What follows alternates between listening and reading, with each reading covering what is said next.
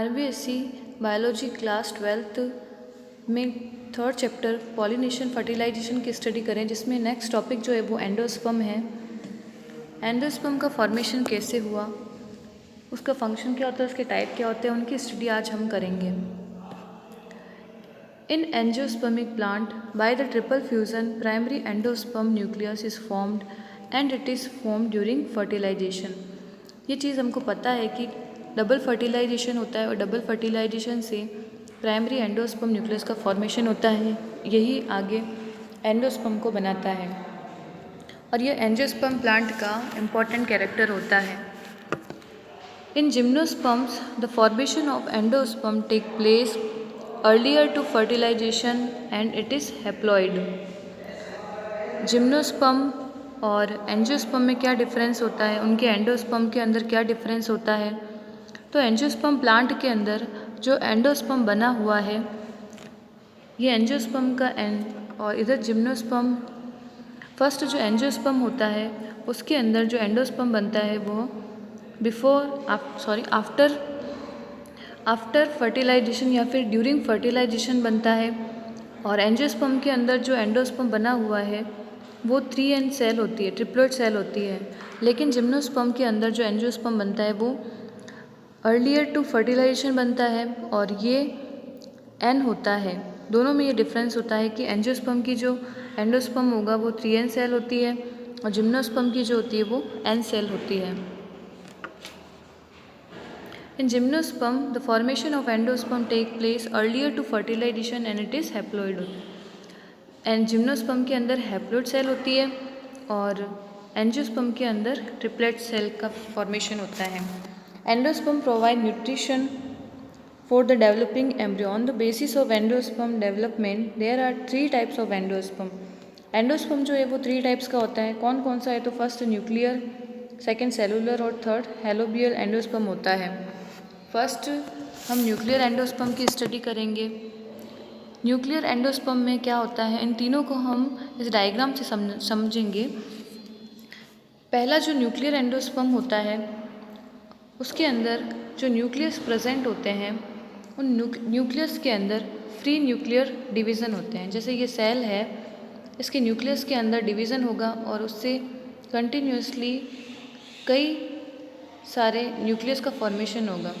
इन nucleus के formation के बाद में इनके मिड के अंदर एक वैक्यूल का फॉर्मेशन हो जाता है और वैक्यूल के फॉर्मेशन से सारे जो न्यूक्लियस बने थे वो पेरीफेरी पर अरेंज हो जाएंगे। तो इस तरह से हमको दिख रहे हैं कि सारे जो न्यूक्लियस है वो पेरीफेरी पर अरेंज होते हैं, क्योंकि इसके अंदर कई सारे मल्टी न्यूक्लिएट कंडीशन प्रेजेंट होती है, इसीलिए इसको न्यूक्लियर एंडोस्पर्म कहा जाता है।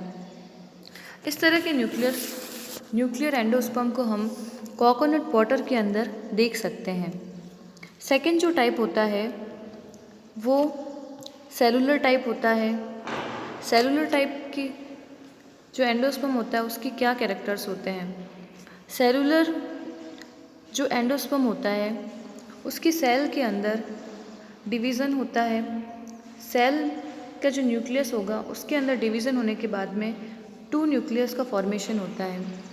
ये डिवीज़न हुआ, डिवीज़न के बाद में ये फर्स्ट न्यूक्लियस बना और ये सेकेंड न्यूक्लियस बना। और न्यूक्लियस बनने के बाद में जो ईच डिवीज़न होगा उसके बाद में वॉल का फॉर्मेशन होता जाएगा।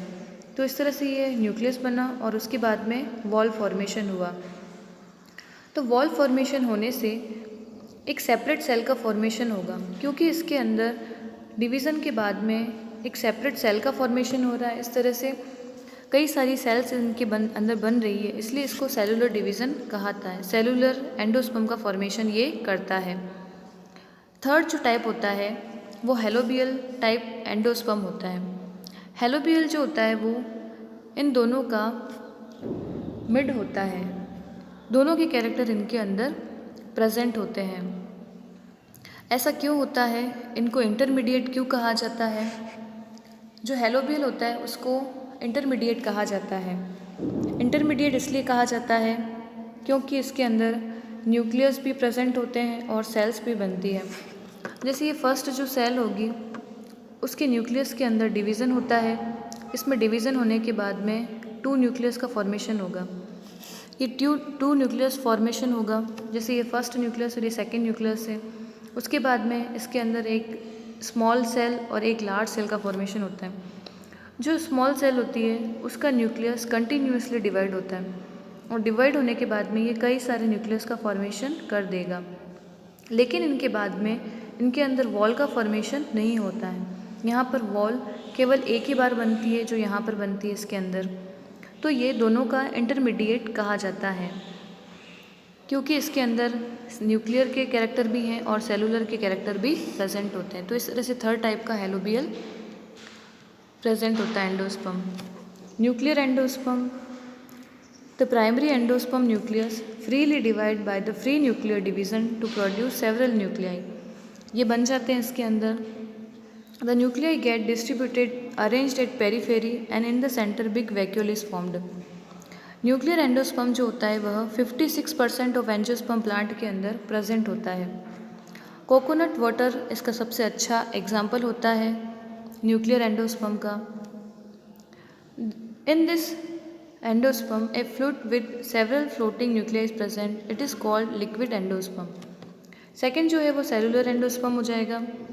Development after the division of primary endosperm, the cell wall is formed and thereafter cell wall is formed after each division.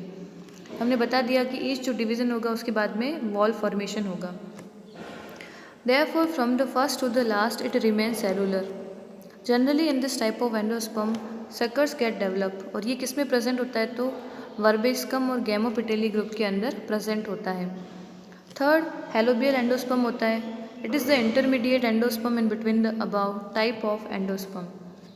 First nuclear division cell wall is formed. First जो division हमने बताया था उसके बाद में wall formation बन होता है, लेकिन उसके बाद में जो न्यूक्लियस होते हैं वो फ्री रहते हैं। इनके बाद में किसी के अंदर कोई भी न्यूक्लियस का वॉल का फॉर्मेशन जो होगा वो नहीं होगा।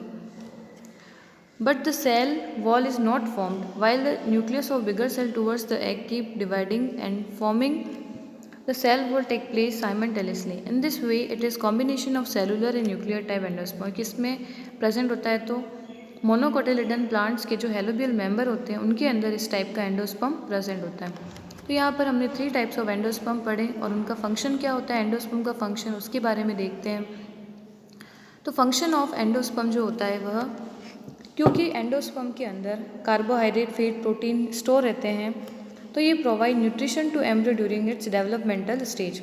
ये एम्ब्रियो को जो डेवलपमेंट हो रहा है एम्ब्रियो के अंदर उसको न्यूट्रिशन प्रोवाइड करते हैं। ये इसका फंक्शन होता है एंडोस्पर्म का। तो इस तरह सभी एंडोस्पर्म के जो इंपॉर्टेंट कैरेक्टर होते हैं उनकी स्टडी हमने करी।